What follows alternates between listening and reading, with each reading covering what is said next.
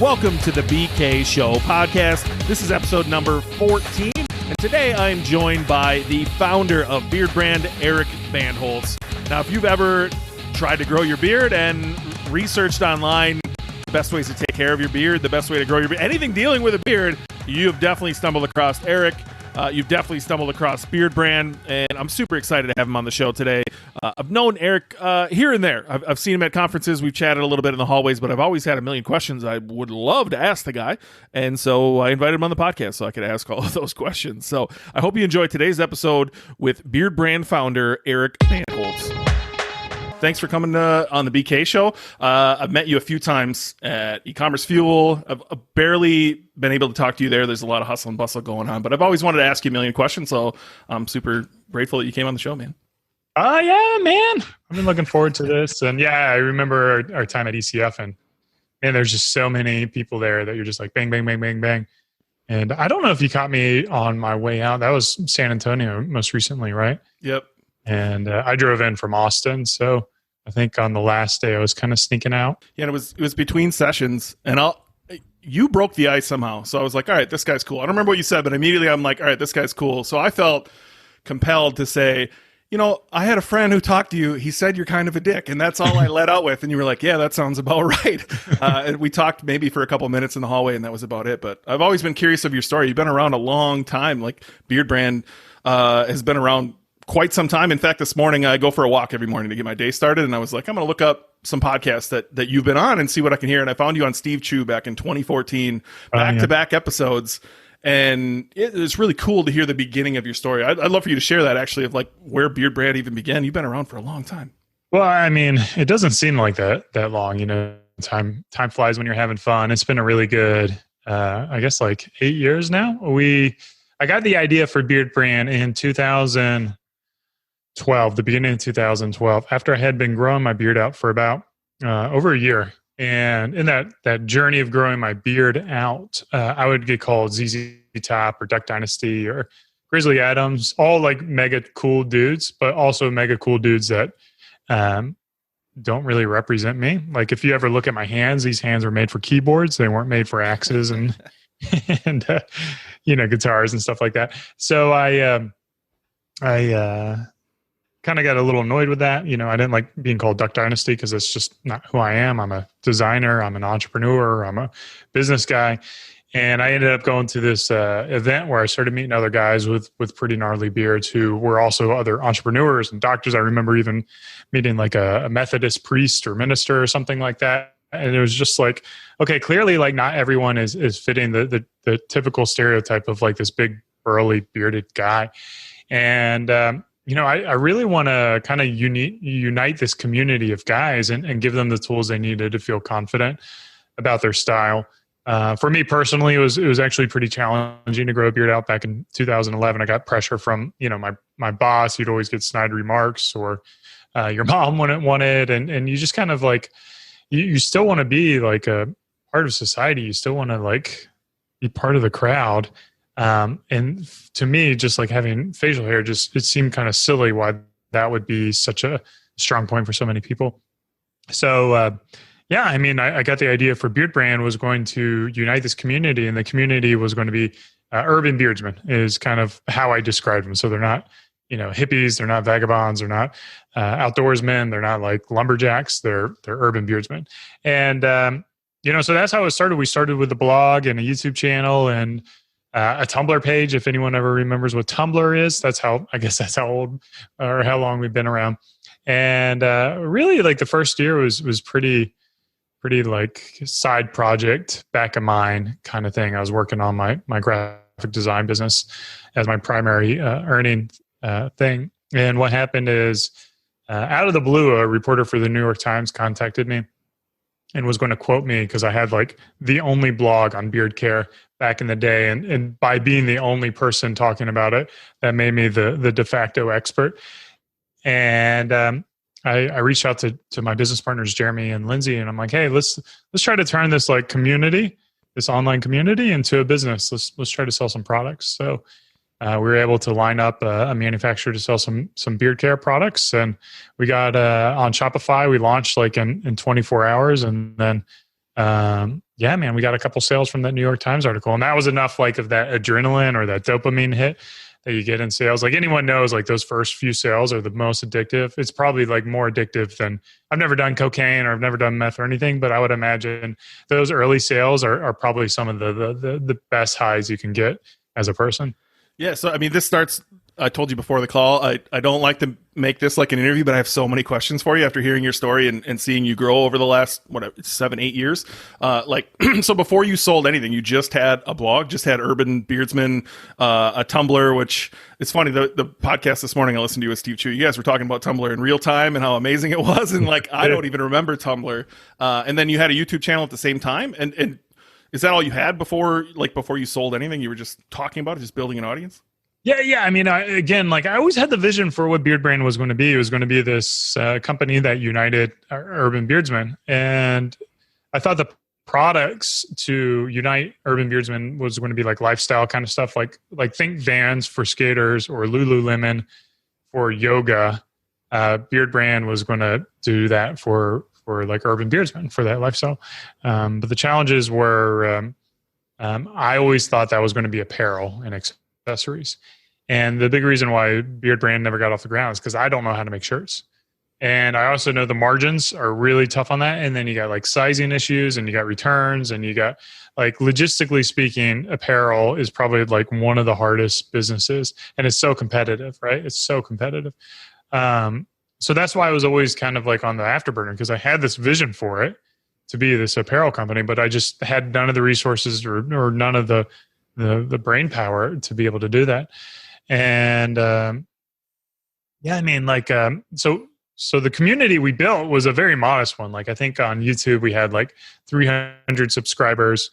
The blog was probably getting like 100 visitors a day, tops, something like that. And the Tumblr page was probably like the hottest thing on there. And I think we had like 16,000 followers on Tumblr. So Tumblr was kind of like the big thing. And that's how we kind of came up with the valuation for the business when I brought on my business partners. It was like, okay, we got a combined follower of 1,600 or 16,000. Let's just value each follower at $1. So the company was valued at like $16,000. And they're like, okay, yeah, sounds reasonable. And that's kind of where we went from there. That's like my next note. You talk about you bringing on these partners, right? And so you had just a blog, Tumblr, and a YouTube channel. Randomly, New York Times reaches out to you. Did you bring on the partners before that, or after? Or you were like, oh, we're onto something here? And you kind of talk about this startup weekend thing, which for me, as a guy who lives kind of in the middle of nowhere but close to something cool in Minneapolis, St. Paul, like I kind of want to know what that is and where how does that work? Oh my God, startup weekend it was probably one of the most influential things that ever happened to me as an entrepreneur. Startup weekend, the basic concept is like over the course of the weekend, you try to crank out an MVP or a minimal viable product and get sales and get traction within that weekend. And then you give a little presentation to other teams that you're competing against. So I was lucky that Spokane had one of those and I did one. And I pitched this wine app called Tarango. And it was basically like a Pandora for wines. You just thumbs up or thumbs down the wines that you like, and the algorithm would learn your taste profile and then start to make recommendations based on that. I tried to get that into a business and wasn't able to do that successfully. Is one of my failed projects. And then in the process of just being in Spokane, being in the networking community, going to things like Startup Weekend, Spokane Society of Young Professionals, Spokane Libertarian Entrepreneur, Spokane Tweet Up. I went to everything, like any kind of networking event you could imagine, the chamber events. And I started to meet some people. So I had met Jeremy and Lindsay and a number of other people before. And I'm like, hey guys, come to this startup weekend. It's a load of fun. You're going to enjoy it. You're going to work on a project. And so I was able to convince them. And I pitched another idea there that didn't get voted on to be one of the top ideas. But Lindsay also pitched an idea. She had an app idea for essentially utilizing unused parking spaces from private properties during events. So if like a football stadium, if you had a church near a football stadium and you weren't using the parking lot for the this app to be able to make money essentially, and maybe like an Airbnb for parking. I don't know. This is the whole world of like Startup Weekend where everything's something for something. And I was thinking, because they were my friends, I was thinking about being on a different team, but ultimately ended up being on their team. And it was at that point, like working on this project together, this little app called Parquet, that we decided that we really work well together. We see the purpose of things. We're action focused. We're, less talk, less politics, just get stuff done and then learn from what you get done. Whereas we had other people in the group who were definitely not that work style. And it was really fun to kind of realize the different styles of how people work and what they do. And it was after that, we're like, hey, yeah, let's, the three of us, let's start up something. So we actually tried a different business. Man, I like, if anyone out there is struggling with entrepreneurship, let me tell you, man, like I've got so many failed projects in my wake. Like it's just kind of part of my journey, and probably a part of many entrepreneurs' journeys. Yeah, I wish more people would talk about it, right? Usually it seems like an overnight success, but it's been, a very long time coming and a lot of failed things behind them. I try to talk about mine. Like you mentioned t-shirts. I had a MMA fight clothing line of like on the button fight gear. Yeah, that failed, right? Like I didn't know what sizes to buy. 400 of my friends were like, yeah, I'll definitely buy one. And then they don't buy one. And like, yeah, so like there's so many failures. I wish more people would talk about it. Hey, regarding that Startup Weekend, is that like essentially a My First Million podcast episode in a house? Like you guys just drum up ideas of what could work, or do you actually build anything out? Yeah, for Startup Weekend, I haven't checked to see if they're still around or if they're still putting on events. But it's really like, it's only the weekend. So whatever you can accomplish in the weekend, which is essentially like literally like building a very wireframes website. And then if you can get a sale, if you can get someone to like actually pay money for whatever your product or service is, then that usually kind of gives you a leg up when it comes to presentation time. So it's most of the businesses like that you do in Startup Weekend don't go on to be businesses. The goal really isn't necessarily to build a business, is to get that mindset of action, to get that mindset of MVP, to get that focus on like, it's really like how Tesla does stuff. You get it out there, you test it, you get feedback, and you make iterations, and you like change quickly. So that's what I really love about the events. Isn't so much actually building a business and having a functioning business afterwards, but understanding how you can get a business from 0 to 1. Yeah, which I think is the hardest part for so many businesses, is that 0 to 1. Well, speaking of 0 to 1, what was the 0 to 1 for Beardbrand then, right? Like, obviously now you're huge on YouTube. You have 1.62 million subscribers as of today, which is a lot. But what was 0 to 1 for you guys back then? So you had the blog, you had Urban Beersman, you had Tumblr, which is essentially like a blog and Instagram kind of mixed together. I think. I don't even know. I never really used it. And then you had YouTube as well. And so like, what was the plan for YouTube in the beginning? Were you simply putting out content of like, here's what worked for my beard? Oh my God, man. The content, if you look at I've left everything up on YouTube. So if anyone's ever curious of how bad content can be, then just sort our videos by oldest to newest, and you can see like our early videos. I was just throwing stuff against the wall. I had no idea, no strategy. I knew nothing about YouTube. Absolutely nothing about YouTube when I started. And I was lucky that I had one video hit. And at the time I had like a couple hundred subscribers or whatever. But that one video got, I think it was like 10,000 or 50,000 or 100,000 views, something like that. Which for a channel that size is just astronomical. It just kind of blows my mind. My previous viral video to that was a rolling pigeon video that I uploaded from like a flip phone from Iowa State Fair. And that got like 10,000 views, which was, it also blew my mind. Anyways, I kind of digress with like just the random stuff you put up on YouTube that kind of can blow up. So I realized, I'm like, okay, well, maybe there's something here with this one video. I always sort my videos by like best performing. And I'm like, clearly this is what people are interested in. And then how do I create more content like that? So I'm like, okay, well, how to style your mustache, how to style your hair, how to, do this, how to trim your beard. So it was kind of like find the things that people were clearly interested in and try to produce more of that. I think it's an issue for a lot of owners, right? It's an issue for me. Like there's a lot of imposter syndrome. There's a lot of what do I create that isn't already out there? And like, did you suffer any of that as far as putting out those videos, how to trim your beard? Like I'm sure somebody was talking about that at that time. I mean, really there wasn't, which is kind of like one of the advantages of being an early mover to an industry is you get to define what the content should be or what to talk about. There are certainly people who shared, I think it was more people who shared their journeys. So they were growing their beard out. They would talk about the experiences as they're growing the beard out. And then we kind of came in from like a different perspective of, like multiple personality, multiple ideas and styles and more just like brand focus rather than individual focus. So no one was really doing that. And certainly people have started doing it since we started doing it. But imposter syndrome, yeah, I mean, I think you'll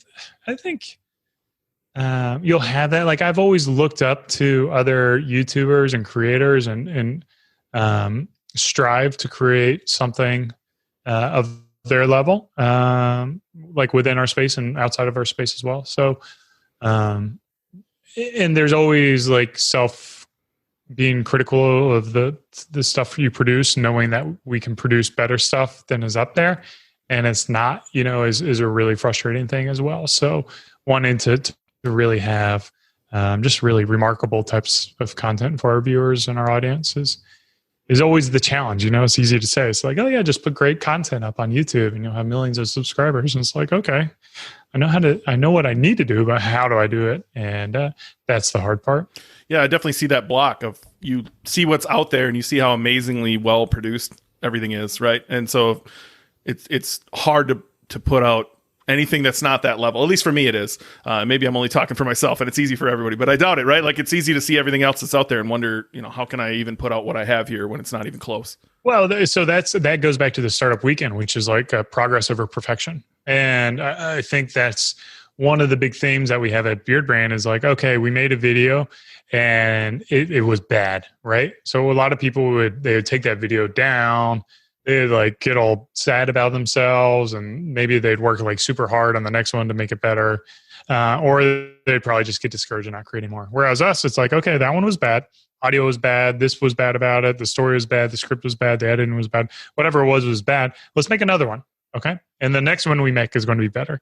And then the next one we make is going to be better. And the next one is going to be better. So having this like history of evolution of the content we produce and being okay with the fact that, really, I mean, this is how it should be is your latest work should be the best work you've ever created. And it should put everything else to shame. Right. So that's what you want to have. You want to have your old stuff kind of be cringeworthy, or else you're not growing, right? You're not evolving. You're not investing in yourself. You're not becoming a better version. So, you just got to be okay knowing that you're going to eventually create better things than you can do right now.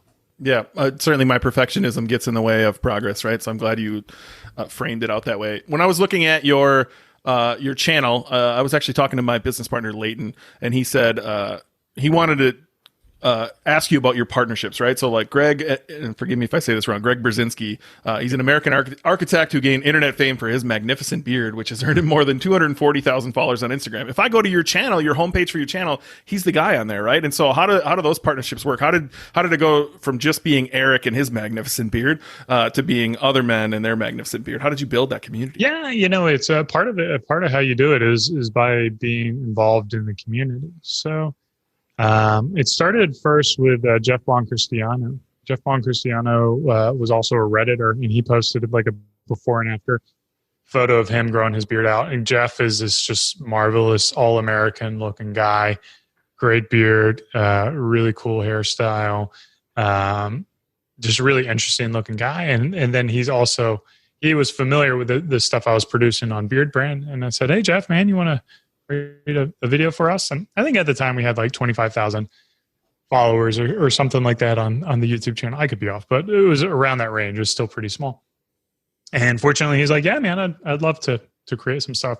And he was a video editor, and so he had some skill set to do it himself. So yeah, we ended up doing, like several videos with Jeff over the years.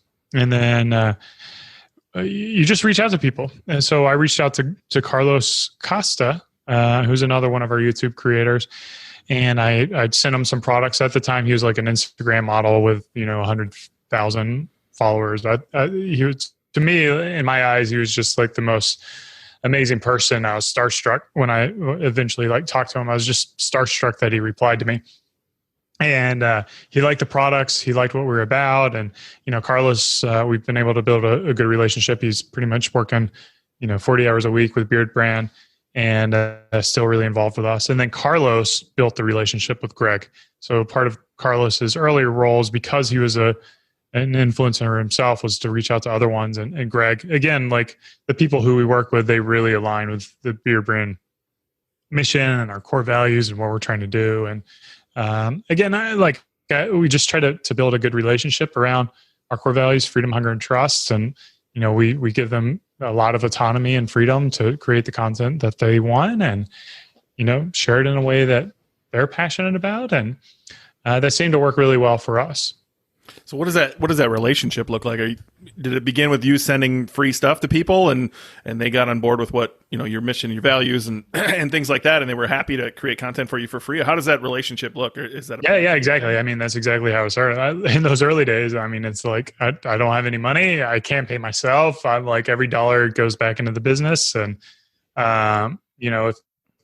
if you like it enough to talk about it, then yeah, go ahead and share it. And then I think when we started with Greg, maybe he was around 30,000 followers on Instagram. So it's we've been working with Greg for, God, man, it's got to be 4 or 5 years. It's been a long, long time. So, as you grow as a brand and as a company, the people you work with also grow. So it's just good to it's kind of like marriage, your wife or your partner, your spouse, they continue to grow and evolve. And the person my wife is married to now is not like the guy she married 14 years ago when I was making, $13 an hour. So it's kind of the advantages of being loyal and to having a vision, of long-term vision, rather than trying to, go for Kim Kardashian on day number one and, grow to 0 to 10 million in, 24 hours or whatever everyone wants to do nowadays. Certainly I've had luck finding the smaller accounts too, right? If you go to anything over 50,000, I mean, people are charging insane rates for one post or one story. And I think there's a lot of BS, for lack of better word. There's a lot of bullshit out there too, of a lot of vanity numbers. And so yeah, I've definitely had better luck with smaller accounts. Sounds like you did. It sounds like a lot of what you did way back in the beginning was just hitting the wave at the right time, right? If I think back to 2010, 2011, 2012, that's when beards just started coming around, right? And so it almost seems like you hit the wave at the right point and made them cool, I guess. Yeah, I mean, I would argue that, as much as we were there at the right time, we were also part of the process of helping guys feel okay growing their beards. Our content helped support them. I mean, we've had hundreds of millions of views over the years that have helped inspire people on how to find their style and take care of their style. So, people would always ask me, what are you going to do when the beard trend ends?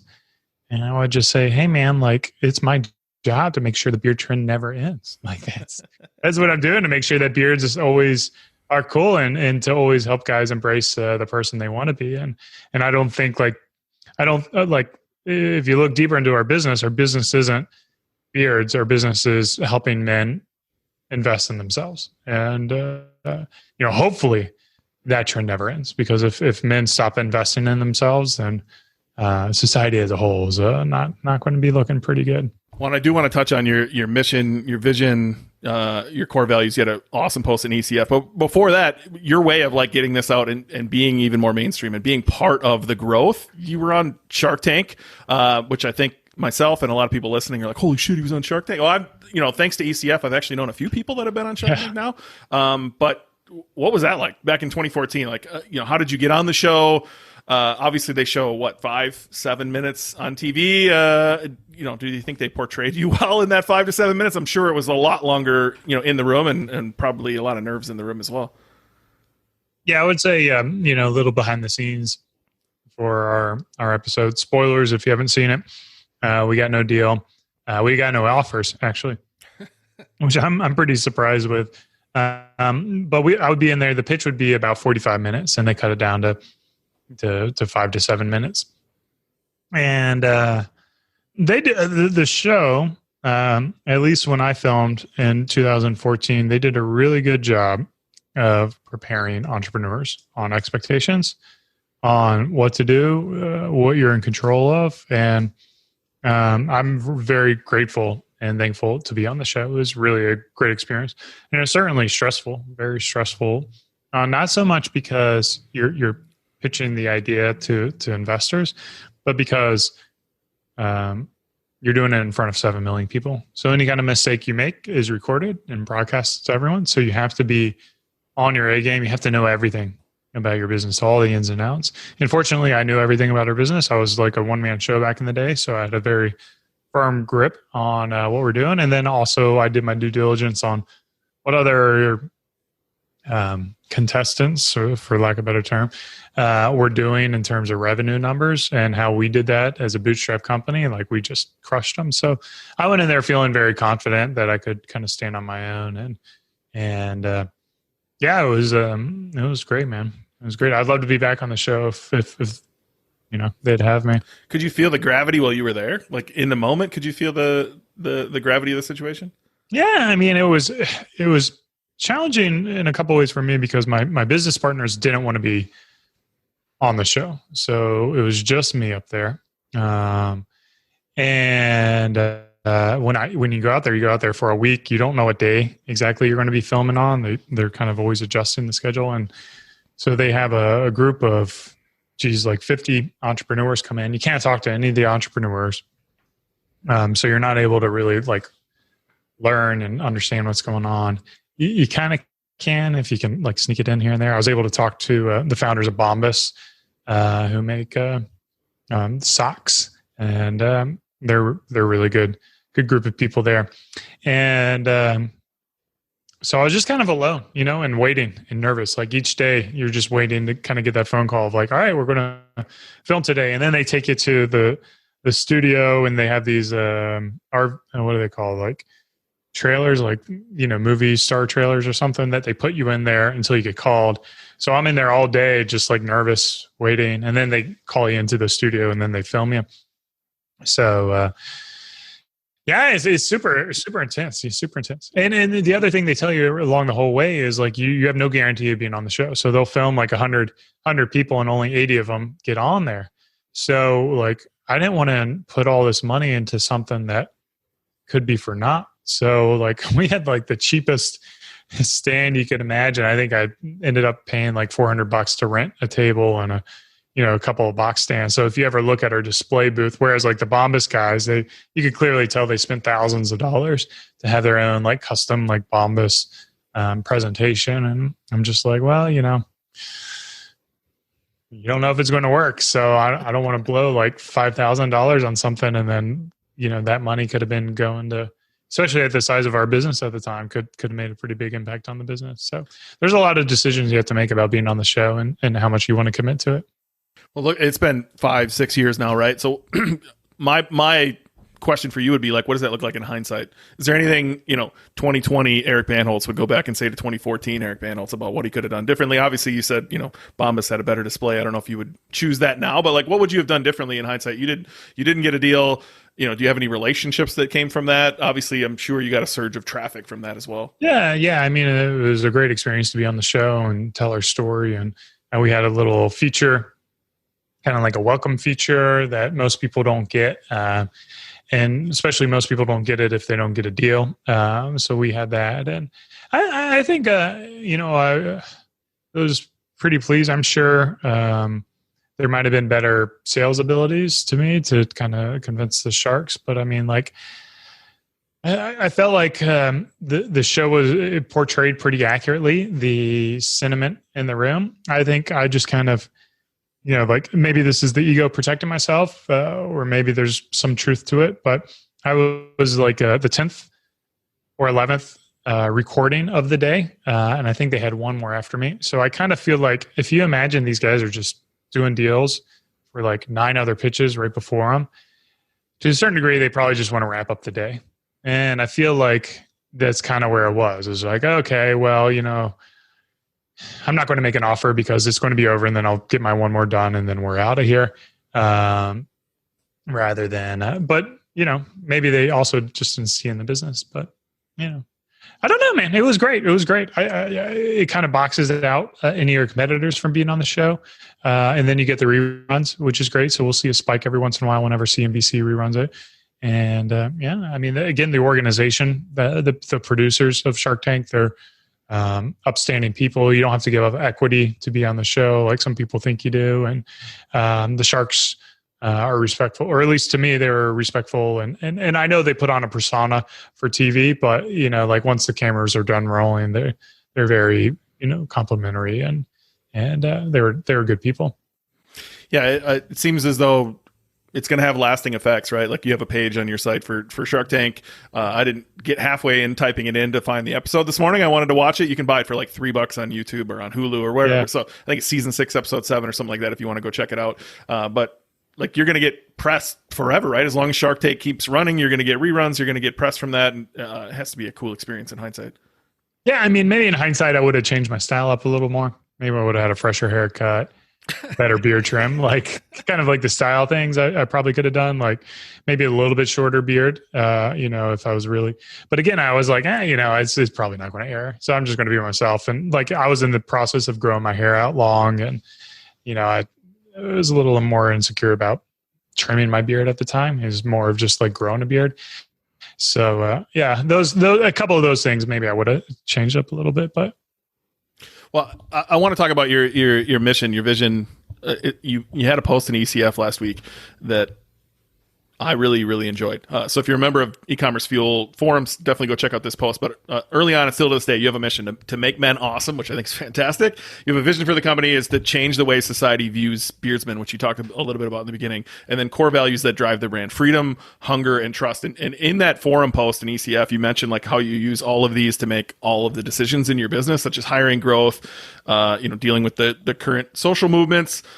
Feel free to, not talk too much about that if you don't want to. I don't really like to get into politics on this show, but like, can you elaborate on a couple of those and like how you use core values to make decisions? And this is such a selfish ask. Like I'm working on this in my pet company currently with Leanna Patch, who I just brought on as a partner, and then Leighton as well. And so really understanding what freedom, hunger, and trust mean to you, and like how to make men awesome, how do you incorporate all of that into your decisions in your business?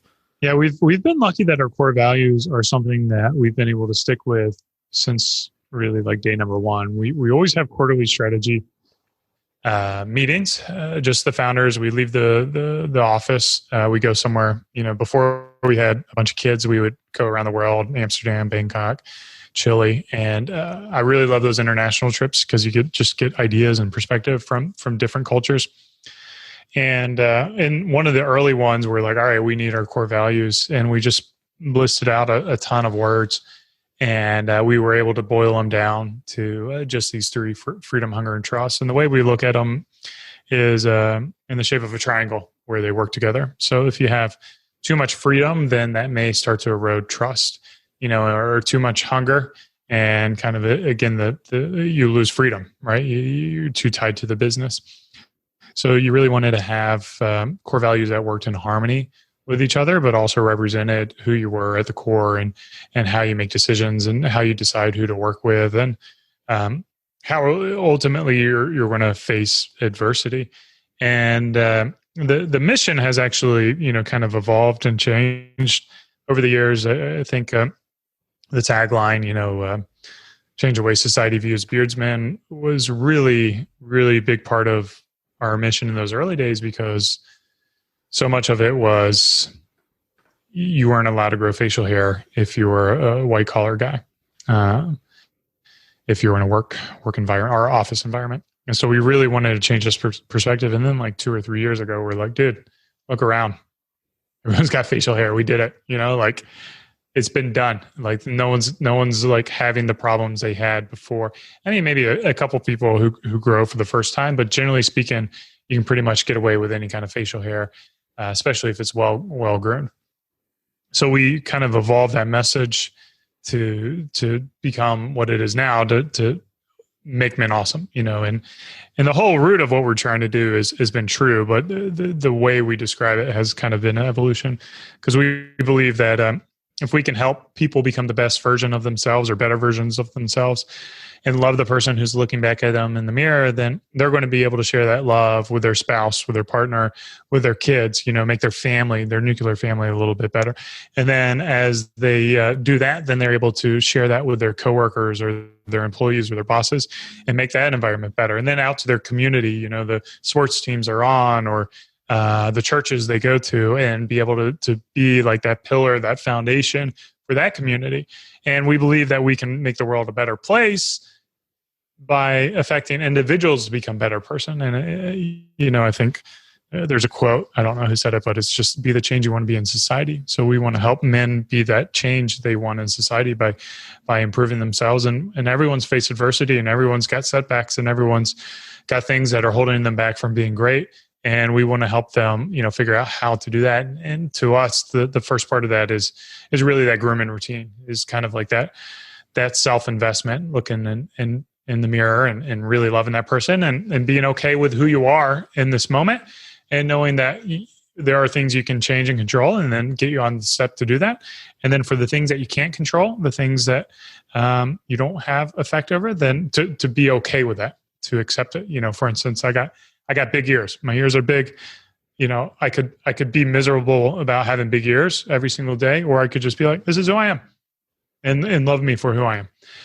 And then there's things that, like, maybe I'm not the best house husband, and I can clean up around the house, and that's something that I can change, and then figuring out a plan to put away the dishes, or, clean up after dinner, things like that can make me a better husband, make me a better father, and better leader for my family. So there's always, trying to figure that out. And we just want to create content and pieces to help people with that. And then hopefully, all this comes to adversity, right? And adversity comes in a lot of different ways. Some ways it comes with, a vendor, not delivering on time. Sometimes it comes with a social movement that catches you off guard.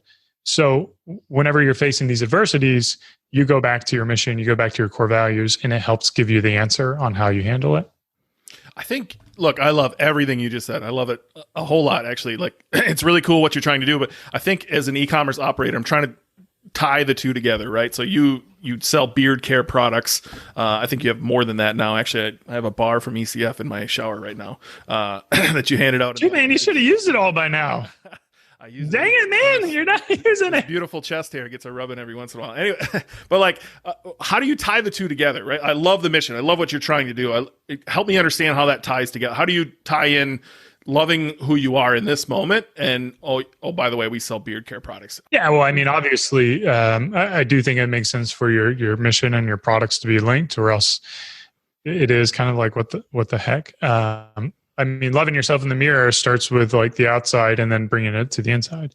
So when you invest in styling your hair, and you invest in styling your beard, and you invest in smelling nice, it is that kind of that catalyst for self-investment. So we think that love can come through a lot of different ways. For some guys, for our customers, it's through grooming. It's through having great looking hair, great looking beard, smelling great.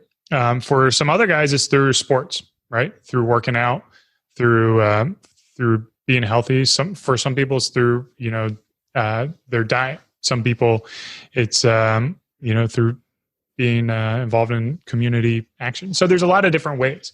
Some people, it's a hobby, right? Their hobby is what gives them that focus and that confidence to take on the day.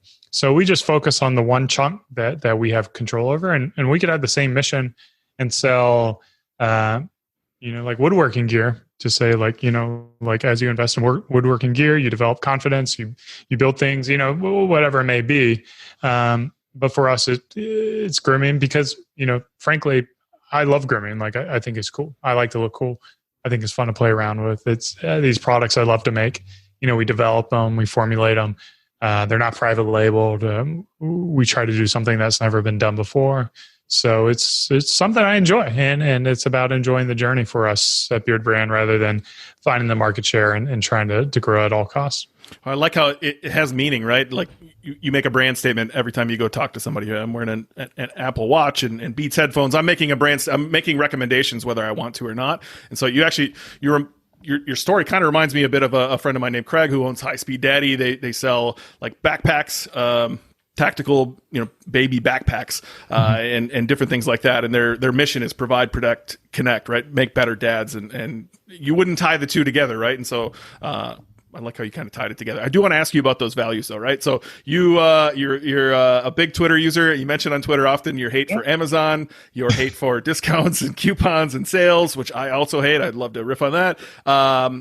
But I have to assume that freedom, hunger, trust, those core values come in when you're hiring somebody. They come in when you decide whether to sell on Amazon or not, because you did at one point, right? Way back in the day. It probably comes in when you decide whether to discount or use coupons or run sales and things like that. So help me tie those together of like, these are my core values. This is why why I hate Amazon, why I don't want to run sales. Yeah. So, it's easy with Amazon. That's easy answer. Freedom.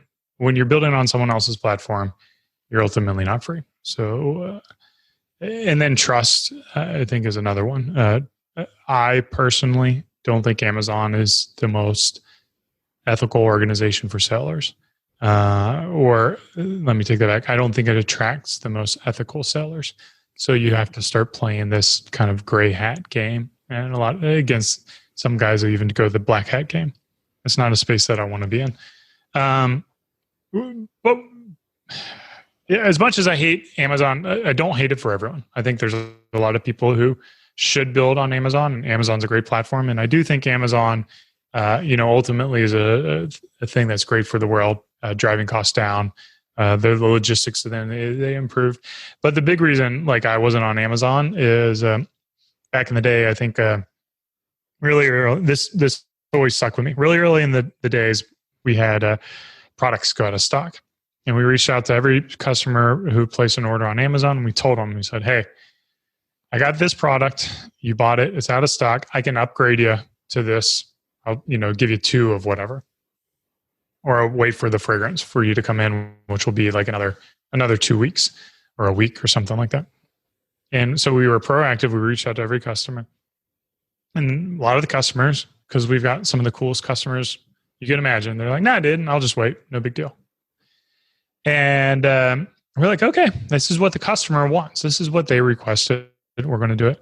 And then, of course, like Amazon has all these metrics, and then, alarm bells go off and they ding you, and they're like, oh, we're going to shut down your account because you're not hitting the metrics. And it wasn't so much that they were saying that. Like, I understand that and I'm fine with it. It was the way they said it. It came from this way of like authority and like parent-child relationship. And like, we're in the boss of this. If you don't get your junk together, we're closing you. You're not going to sell on Amazon. And it was just like this very like, it goes back to like, I don't take pressure and I don't give pressure.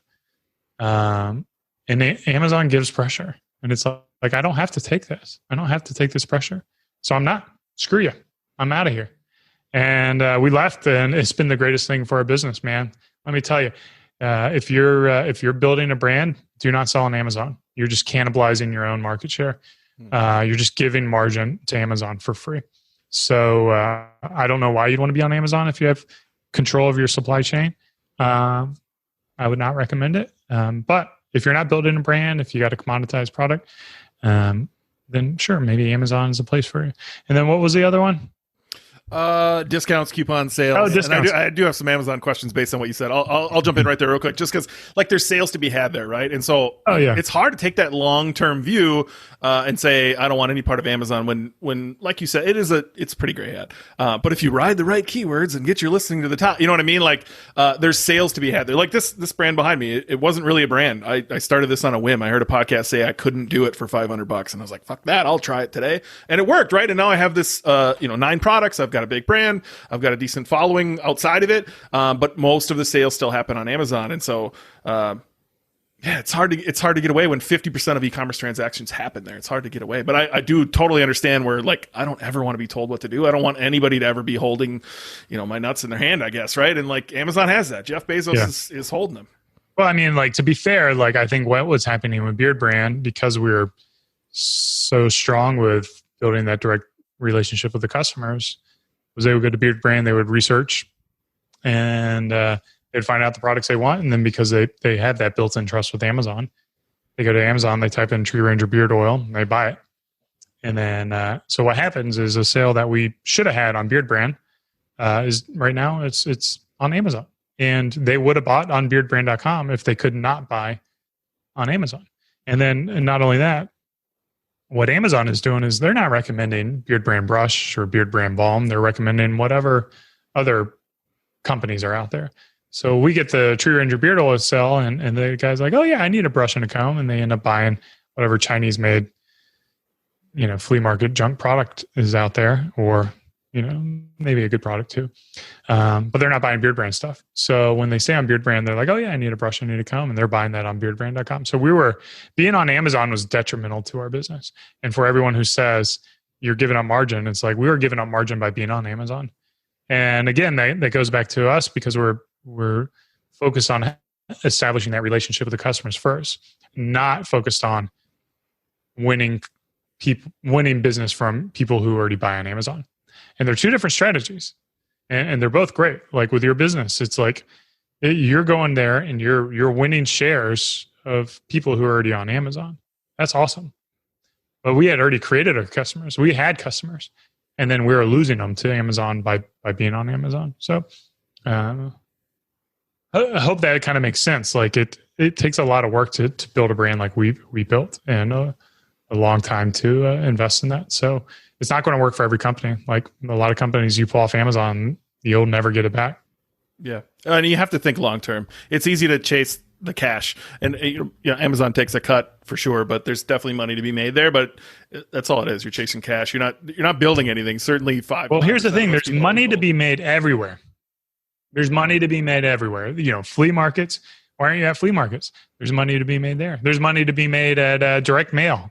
Why aren't you doing that? There's money to be made doing like TV advertising. Why aren't you doing that? Like that argument can be said about countless other things. And there's there are hundreds of thousands of companies that can prove every single channel works great. There's money to be made on eBay. Why aren't you there? You have to focus as an entrepreneur. You have to figure out what you do best and not get distracted by everyone showing sparkly money bags in front of your eyes, trying to tell you that this is the only way to do it, because there's certainly a lot of different ways of doing it, and you have to do it in a way that really you have the skill set to do. And I don't have that Amazon skill set. I'm not the data driven guy. I'm not the PPC guy. I'm the brand guy. And on Amazon, you can't build a brand. You probably could a little bit, but you can't. Really, you can't. Look, your strategy, like retail strategy, you do have a product in retail, right? And so have you considered using that same strategy of like, we'll just put one product in this one place. That's the only place you can get it. And then obviously people are going to come back to your brand from there. Yeah. There's a lot of different ways of doing it, but we just don't want to hassle. I don't like Amazon. It is really what it comes down to. And it's like, we look at our core values is like, we get to choose the life that we live. And if we don't want to deal with assholes over at Amazon, we don't have to. So I just don't want to deal with them. That's really what it comes down to. I don't care if I'm leaving millions of dollars on the table. I don't need that money. Like my bills are paid for, my roof's over my head, my car, doesn't have a note on it, and I've got food on the table. Like, why am I going to get more stressed out dealing with some like entry level screw off who's just grumpy and wants to mess with your account? Or some black hat person who hijacks your ads. I don't want to deal with that. I don't have to. I like your take on it. I believe everything you say. I'm on board with you there. It's nice to hear it, not just reading it on my Twitter app, right? Like I've seen you rant on there, but to hear it, and see you talking about it, you can see the passion there. But so talk to me one more time about like the discounts and coupons, right? What does freedom, hunger, and trust have to do with you never ever discount Beardbrand, which I think is the coolest thing ever. It's something I try to emulate. I do not like running sales in any company I work with or consult with. They work, but I still hate it. I hate it. So talk to me about that. Show me. I think there's this gray line and we'll get pretty close to crossing it from time to time. So we do not discount our products, but we do have like promotions and opportunities to save money, if that makes sense. And it really comes down to like the grind. So like, for instance, if we ever launch a new product, we will put up a page for people who are email subscribers to be able to buy the product at a price that will be essentially 25% lower than its actual retail price. So in theory, we are discounting the product, but we're not actually discounting it because we never sold it before. So it's like, we're going to sell it at $50. You can get it for $40 for these first 2 days of the launch. And then after that, it's always going to be $50. So there are things like that we do. But the way I look at it is like, I don't want to pay. I don't want to play favorites to customers, and I don't want to play favorites to the new customers over the loyal long-term customers. And that's how I look at like sales and discounts. As someone who buys regularly at full price, and then all of a sudden you buy and you get an email that says, I mean, this just happened to me. Like literally just happened to me. I bought what did I buy? A tripod. I bought a tripod. Spent like $500 on a tripod. And then I go and I get an email and it's like $50 off of spending $500 or more. And it's like, damn it. Like I could have just had $50 off. And now I'm angry, right? Now I'm upset with this brand rather than being excited. I just bought this new product. So like any kind of discounts like that, where it's something you buy ordinarily and you just get the money off, we don't do that. We do have like kits that we'll do, like 3-packs. But again, like anyone can get it. That will be the price, right? So this kit price of 3 items is a bundle price, and you have some money savings in there. And we'll do things like limited edition and kits as ways to like have excitement and promotions and scarcity to things that maybe you can't get. Like we had this mullet kit. It was super cool. We did this collaboration with a brand called Pit Viper, which is just like this 80s vibe and company, and we only had like a very limited edition. We sold out in a day, and it's stuff like that that's just kind of fun and gives our customers opportunities to get things. So it is a great line, but really, like if you have a product that's always going to be the same, like I don't want to screw over people who paid full price. Like those are the last people I want to screw over. I'm with you. And I'd rather do like value ads, right? Like rather than offer 10-20% off, why not, throw in one of the sweet combs you guys have in the back? Yeah, exactly. Like, bundle it. Like we do, we call them little thank you kits where we include like, I'm digging into my bag right here. Let's see if we've got like these little book reminders. So it's just a little book that I wrote that kind of helps people, as they face adversity. I tried to buy that this morning, actually. It's sold out on your website. Oh, is it really? Yeah. I'll talk to my team and see if it's sold out. I want to buy one of those. I like a lot. If you're here, I would give you one. I got like 7 right here. So nice. Well, you just have philosophies on a lot of things that I've enjoyed following you on Twitter for. One of them was like marriage. Somebody asked a question. I don't remember the exact question, but you said, "Look, marriage is 70 years long. If somebody has a bad year or a bad decade, what is that in the long term?" Like you definitely share this very long term view, and I don't know. You're very philosophical. I appreciate the way you think. So I wanted to buy a copy of that book and see what else you had in that head of yours. Yeah, I'll check, and then if we don't have any, I'll try to get you one of the books. Nice. I'm happy to pay, man. Taylor Holiday said, "Great friends pay full price." I believe in that. Yeah. So I read that post on ECF that we were just talking about, right? And so my next note was to ask you about that. Have you been there since the beginning? And like, what is ECF meant to you? I mean, for me, it's been invaluable, right? It's one of the coolest communities I think I've ever been part of, just to have everybody vetted. There's nobody, trying to suck you dry, that's in there. There's no beginners in there. It's really, everybody's been vetted. They're all running a business, and some of the really just the coolest people I've ever met, including you. I met you there. I met Alan Walton, who I'm interviewing tomorrow. Just some really amazing people. And I'm curious what it's meant to you for someone who's been there a very long time. Yeah, I'm a bit biased, but I think Andrew Udarian is probably one of the guys I look up to most in everything in life. He's just like a stand-up guy. He's a very caring guy. He's empathetic, and I just can't say enough nice things about Andrew. And the way that he's built ECF is just an amazing thing. And I am very grateful. I think I spoke at his first conference in Atlanta when he was just getting off the ground. And I've been to all of his conferences except for one that I missed for medical reasons. And he's just it's just great, and everyone in there, they're great people. They're very helpful. Like if you do e-commerce and you're not in ECF e-commerce fuel, is it? Or the forums? Yeah, in the forums. Live is the conference. Like I do it all for live, right? That's where I get my value. On the forums, I'm a little less active than maybe I should be. But live is really where it's at for me, and meeting you guys in person and telling some dad jokes and being a little inappropriate. Yeah, no, I couldn't. Like I expected to go to a regular conference where people would get on stage and all the pomp and circumstance I've seen at other conferences, but this was more like, I don't know, Andrew does cool stuff of like pairing you with.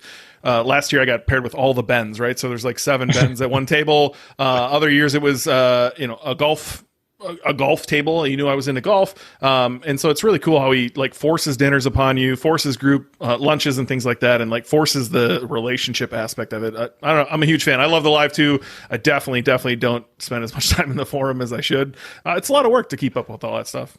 It is, but I mean, it's worth it. So if you're on the fence, you'll get your money's worth out of that membership. So certainly join ECF. So I've got like 5 or 6 more questions. Am I cool to ask them? Ask away, man. All right, I don't want to take too much of your time. All right. So I saw a tweet from you this month. It said a year ago today we launched Beardbrand Alliance, and here's what we've done in a year. We uploaded 166 videos, generated 16 million views, and gained 88,000 subscribers. Obviously, having a community behind your business is something you focused on from the very, very beginning, but Alliance sounds like something even more than that. And I truthfully just don't know a whole lot about it. I know it costs $90, or you can be, a long-time customer, you get in there for free. What can you tell me about Alliance, and like, what has that done for your business? What exactly is it? So the data I was talking about with the Alliance was with the YouTube channel. So we have a Beardbrand Alliance YouTube channel. That's the metrics we shared. And we kind of called the Alliance, just it is kind of like our community name that we have. We also have the private forums that you talked about that are built on the same framework as ECF. So if you're familiar with how to work ECF, you'll know how to work Beardbrand Alliance. And really, we just think about a lot of things we think about goes back to Amazon. It's like, what can Amazon do well? They can give you tons of options under the sun. We can't do that. They can ship to you like in lightning fast speed pretty consistently. I think we're pretty quick, but I don't know if we're as quick as Amazon. We only have one distribution center.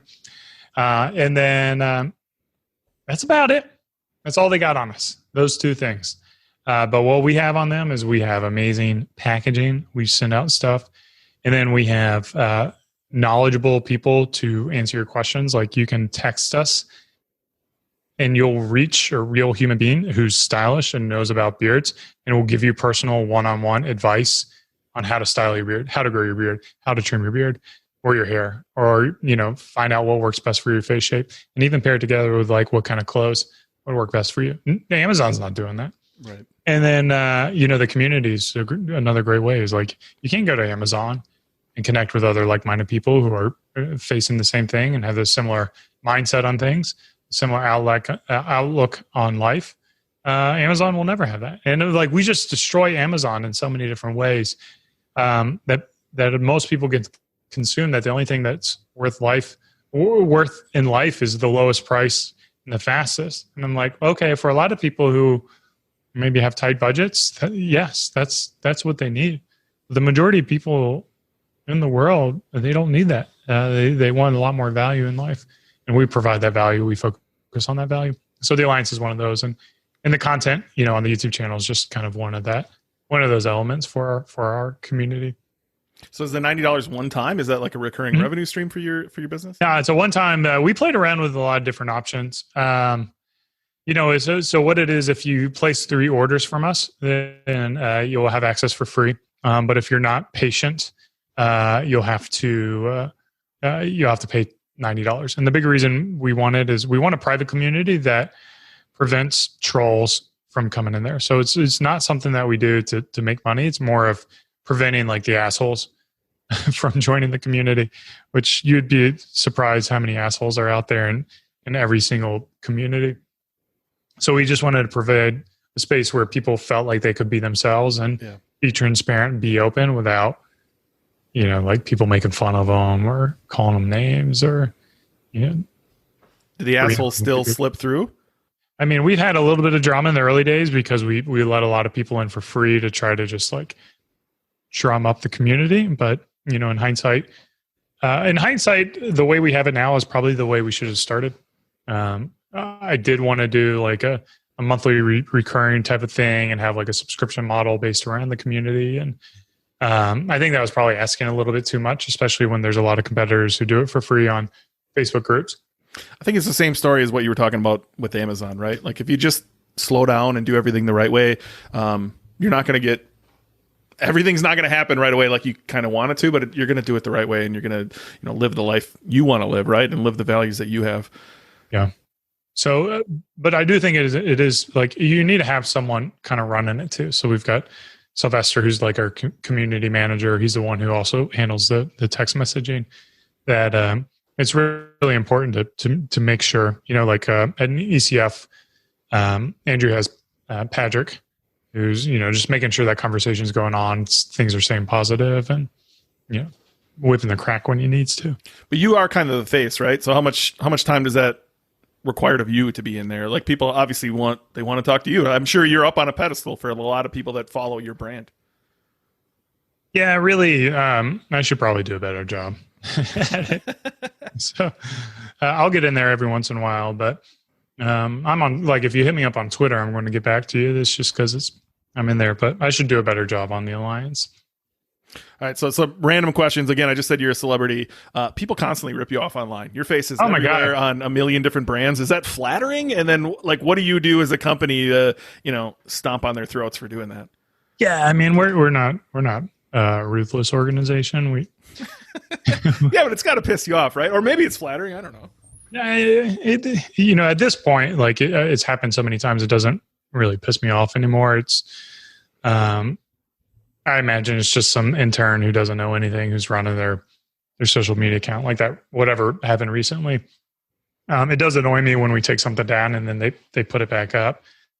But I mean, like, we create so much content that if you're ripping any kind of content on the internet, there's a good chance it's ours, right?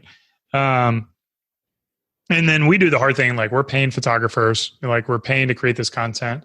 We're not ripping stuff off. So it is a little frustrating that, we have to invest, tens of thousands, if not like hundreds of thousands of dollars over the years into content, and people just take that for free to kind of sell their own products. If customers are using it or fans are using it, yeah, that's cool. Like, go ahead, share it, make use of it, distribute it. That's the point of it, right? The point's not for our competitors to use it. But yeah, it's just part of the game. You are, I mean, it's more than YouTube, right? So you kind of became a star with this business, but like even when the COVID-19 mask recommendations came out, like they had the Bandholz on there of like facial hair, recommendations for people with facial hair. Like you are a celebrity, right? And then, late at night, Heather and I will just have like Comedy Central on in the background usually. So it's either The Office playing or South Park playing, and every commercial break, your face pops up. And so I'll lean over. It's kind of an ongoing joke. I'll be like, hey, I know that guy, right? So like, do you have any like any thoughts on that ShipStation commercial? Like how did that even come about? Oh man, ShipStation, that was cool. They're another Austin company, and they're doing like a website case study, and we've done like our fair share of case studies. So it wasn't anything new to me to have some kind of case study. And, they were filming it, and I was like, okay, cool. Like a, website case study. And then, I get this text from my mom. She's like, hey, your uncle said he saw you on TV. And I was like, oh, cool. Yeah, it was Shark Tank rerun. And she's like, no, it wasn't that. And I'm like, what? Like, so I didn't even know they were going to run it as a commercial. And then I ended up like doing a little research, and I realized they kind of cut down our piece into like a commercial. And this was like 2 or 3 years ago.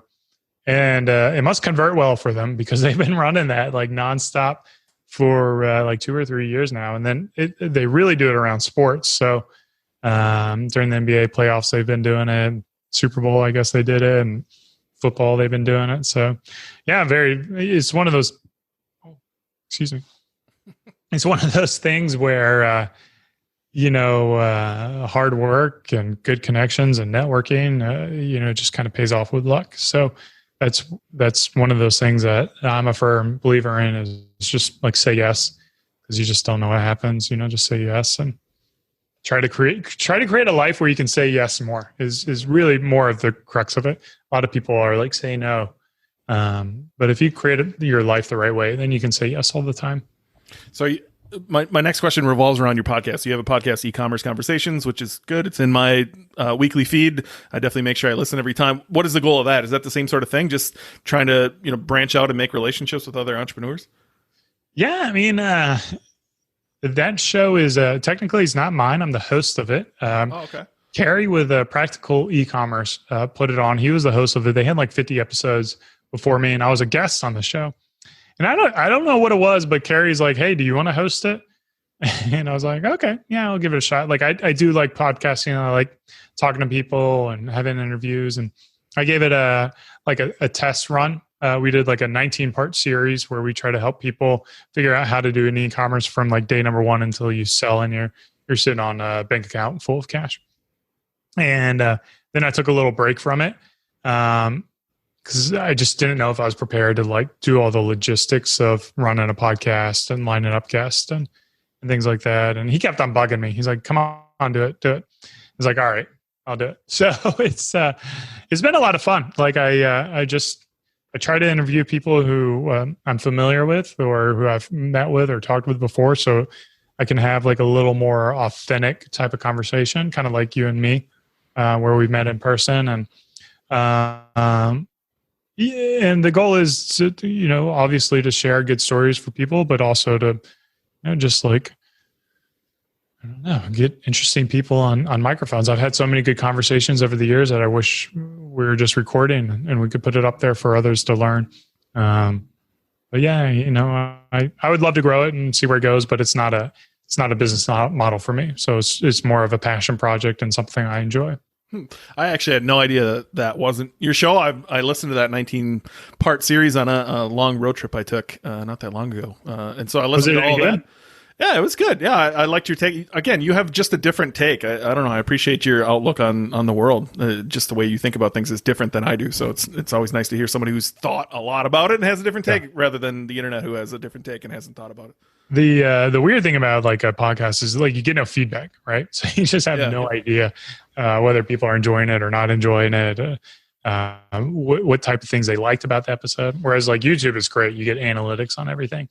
So it's but yeah, I think we swing in similar circles too. So you've had some people on there that I knew, right? So it's nice hearing their voices as well. But I'm running the same problem, right? So I started this podcast because I would have great dinner conversations. I would go to a mastermind or go to an event, and like I just love picking people's brains. I think it's amazing to hear their story and how they built their business. And then I wanted to share that with the world, but at some point I'm going to get to the point of I haven't met these people in person.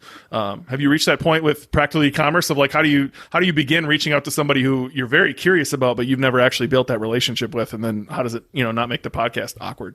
Yeah, I mean, I just had Jamie Schmidt on my podcast. She's the founder of Schmidt's deodorant, and she followed me on Twitter. So I think like just trying to build a relationship on Twitter. Obviously, she was kind of familiar with me, and it kind of made it easier. Like Webb Smith is another guy who I didn't know too well. We've kind of met a couple times in passing, but we haven't had like a really good conversation. Whereas someone like Patrick Cadu, we've talked a lot over the years, and him and Alan. I had Alan on the show too. So like there are people that you just kind of like cut through the formalities pretty quickly on those shows and you just get into like rambling. Whereas the other ones, it's more about relationship building and kind of getting to know them and understanding like, helping them understand my style and kind of vice versa. Oh, you've had some great names on there. Just looking at Taylor and Kurt and Alan and Patrick Adu, there's a lot of big names on there. So if e-commerce conversations is not in your regular rotation of podcasts, I would definitely recommend everybody listen to that. Andrew Udarian, I had him on the show. Carson McCombs with Fuel Made. Nice. Andrew's on my list to contact as well. So yeah, Andrew, if you're listening, I'm coming for you. Look, I have one last question for you, and it actually it's something we recently interacted on Twitter about. So I've had this idea for a while to start something called authentic e-commerce. I've taught for a while, like AdWords and SEO and all things like that. But like my values align differently than most people in the marketplace. They're all trying to get that next sale, where I'd rather people be authentic and like do what they love, right? So you're a prime example of that. You're instilling your values as you're selling beard care products. And so like, I kind of want to teach that. And one of the ideas I had was like, I don't want to always have to be the teacher, like create something more of like a digital marketer for e-commerce, and then bring in people who I think share values. Like Ezra Firestone would be a great example. I think he shares some similar values, right? Serve the world unselfishly and profit, and bring in other people to create those courses that all align under that like authentic e-commerce brand. And so when I interacted with you and you had a course on Founder, just looking through there, it looks like a similar business model from the back end, right? And so am I able to ask you questions about like that relationship there and how that looks? I think, I tried to click through it this morning. It said like $497. Does Eric Bandholz get a piece of that? What does that relationship look like? And I'm only asking selfishly of like, how do I build out, something like authentic e-commerce, and then reach out to someone like you and say, hey, I'd love for you to create something on building a brand. I don't even know how to structure that relationship or even how to approach somebody. Yeah, it's what Founder does. They've got a really well run operation. They have like a video producer, and they plan for weeks in advance what the agenda is going to be for your coursework, kind of like the chapters of the coursework, the various sections, what you need to accomplish. So they have a framework for what works from an educational standpoint, and then they work with me to craft that message to fit within that framework so it works for their students. So they're able to have like like a master class essentially for entrepreneurs. That they do with just like who they deem to be the best person in that space. And they reached out to me, and they compensated me for my time to film it and record it. But in terms of like ongoing royalties or anything like that, or how it's priced or what it's priced, that's all up to them. So I hope they make all the money they can. I hope they can make millions and millions of dollars off my content. That would make me feel really good that the content was bringing them value and bringing the customers value. So it's for me, it goes back to like just being able to say yes to more things, and being able to, I enjoy helping other people, helping people grow. It's just kind of, like I said, like make men awesome. Sometimes make men awesome through like entrepreneurship. And I don't know, but it's hard. You got to have your shit together. Like, Nathan and the team over at Founder, they really know their stuff. I'm glad you gave me a little bit of details there. I think that's where I was struggling, right? Like, I want to help people too. I used to do a lot of consulting, had some courses. I do still a little bit of consulting on the side, but I miss it. I miss making transformations in people's businesses, really shifting the way they think about their business. And so when I stumbled on this, I was like, oh, he's done exactly this. So you're saying like, go to people like you, present your values of like what you're, why you're trying to do what you're doing, and how, Eric can bring value to this. And then I think where I'm stumbling is like, I wouldn't even know where to begin of like, hey, I want to buy your time. Yeah. I mean, really what I think what Nathan did is he created the first one, right? So you have to create your own first one. You have to get those sales. You have to prove the validate. That MVP that we talked about earlier in the show. What's the MVP? You're creating that course. You're showing how it is, and so you can pitch that to other people. And then obviously, if you're working with amazing people, they have scarce time and resources. So how do you make sure that there's equitable value and in that exchange? And then that's just, everyone's different. So you're an entrepreneur, you got to solve a problem. It's a problem you got to solve. How do you figure it out and do it?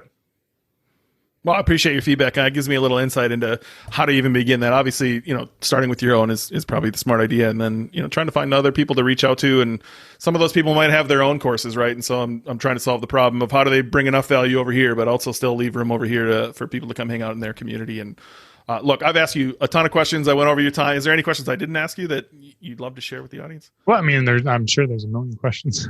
That's your show, man. I'll talk forever if you give me the opportunity. Well, I appreciate you coming on. What is the best way to get in touch with you, buddy? Yeah, Twitter. I mean, we talked about it. I think we connected on Twitter years ago. So it's a great platform. I love it, man. Bandholz. That's my last name. And then do yourself a favor, too, is buy something from Beardbrand. I got anything from head to toe. Doesn't matter if you're dude or dudette. You can get products for you. Sea salt spray, styling balm. You can use styling products. Utility balm can use on your body. And then what you'll do is when you order from us, you'll be able to see how we do things from our post-purchase communication on email. You'll see our email marketing. We've got probably the best copywriter on the face of the planet. I'm not shitting you. Our emails are amazing. And then just our unboxing experience and all that. So it will be like a good, $25 or $50 worth of market research. Yeah, I do this often actually online. I sign up for a lot of flows, but just recently I started buying people's products and the information's invaluable. So yeah, definitely I'll buy something right now. And I did just tell you I partnered with Leanna Patch, right? So be careful with the world's best copywriter talk here. She's pretty good too. She's pretty good too. Hears about that. Well, anyway, man, I appreciate having you on. Thanks for running over a little bit. I really appreciate it. Well, thanks so much to Eric coming on the show. I know I learned a ton. I'm glad I was able to get all my questions answered. I hope you guys learned something too. I hope you learned that it's not about just the next sale and the next tactic, that it's about building a brand. It's about having a mission and a vision and core values for your business and for your life and living those in every decision that you make. So Eric, thanks so much for coming on. If you liked what you heard, check out beardbrand.com. Buy a product, see his flows. I know I did right after the show ended. Check him out on Twitter @Bandholz or check out his podcast, eCommerce Conversations. I'll put a link to all three of those in the show notes. I would love any feedback as well. If you like certain guests, you don't like certain guests, you like certain styles, I want to hear all that feedback. It helps me grow as a podcaster. It helps me serve you guys in the audience a little bit better. So make sure you follow me on Facebook, Instagram, Twitter, whatever is convenient for you. It is @Ben All those links are in the show notes. I would appreciate any feedback you have. Follow the BK Show on those platforms as well. Make sure to leave a review. You can join my mailing list at thebkshow.com. And as usual, I will see all of you next Wednesday.